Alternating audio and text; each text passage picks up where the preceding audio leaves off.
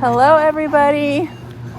I'm out walking Gus, our Saint Bernard. He weighs more than I do. I'm struggling to even get his entire body in the frame.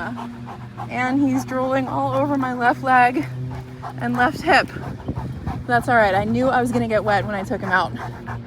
So we're talking about e-collar heel today. If you notice, I don't have anything attached from me to him. He's on the long line for safety, right?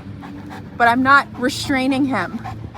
I want to make sure all of the training is on this e-collar. I know when he goes home, his owners are going to have to use a leash. I know that. But I don't want them using the leash for constant restraint. I want to know that all that training is on the e-collar and the leash is there for leash laws. So what I'm doing right now is making sure his head stays in heel position, which is an imaginary circle next to and slightly behind my left leg. Anytime he creates a gap, like right now, I'm going to tap my tone and he closes the gap. If the head moves out of heel position in any direction, you have to let him know, wrong answer. The training is how he remedies the mistake. So for lagging, I tap the tone. If he's pushing forward, I tap the stem and adjust my number to see his response. He's got to be motivated to turn the collar off. Good boy. We're going to get to a shady spot and I'm going to show you the other half. So I tap my tone right there.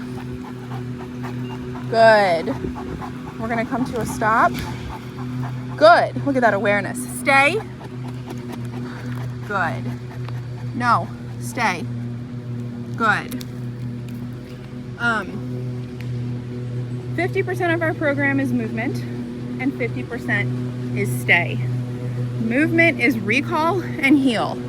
Can you get your dog to you from wherever they are, wherever you are, right? Inside the house, inside the apartment, at the dog park.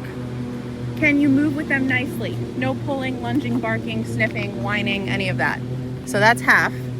The other half is, can you get them to stay when you ask, wherever you are, without complaint? All right? So I showed you our e-collar heel, which is movement. Now I'm showing you the downstay. The glue that holds this all together is that he knows I'm holding him accountable. Of course I'm gonna praise him. You're being silly. I'm praising him when he's listening. But if he decides to say, you know what, I don't really feel like staying anymore, he thinks it's a democracy, he thinks he has a say, then the training becomes unreliable and it falls apart. How can we avoid that from happening? We start correcting him for breaking the known command and then praising him when he's staying. Good boy. Good. So the downstay I just love because it's portable. It literally can be used anywhere. So they're on a walk and they meet somebody they know. They put Gus in a down. They need to pick up poop. They put Gus in a down.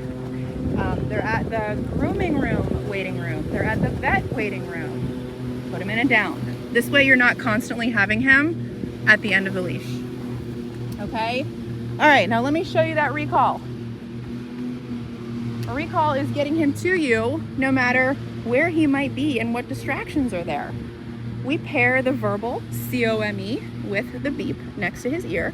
The model that he's going home on has a 1 mile range, which is crazy. If he's ever a mile away from you, but he technically should hear it, okay? So I'm gonna say C-O-M-E and I'm gonna tap the tone. Come, good boy, stay. I'm stopping him about a foot from me. I don't want him running into me. Remember we talked about body awareness. Okay, so when he gets to about 4 feet from me, I'm giving him a hand signal and telling him to stay because I don't want him bumping into me. All right, and we're gonna go back into our heel. Tap the tone, say heel, start moving, heel, tap the tone, and then immediately look down, pay attention. Is he in heel or is he not? If he is, good. If he's not, let him know. Good job, Gus. I am thrilled with his walk.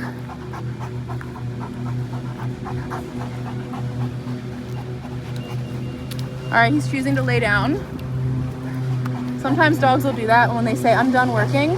What I did was start tapping the tone, beep, beep, beep, beep, beep. If he starts to ignore the tone, go to stem. Good job, Gus.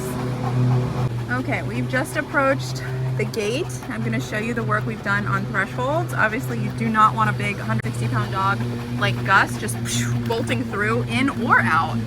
And so I'm going to show you the default weight as the door is opened. Our style is, I'm going to tell him stay.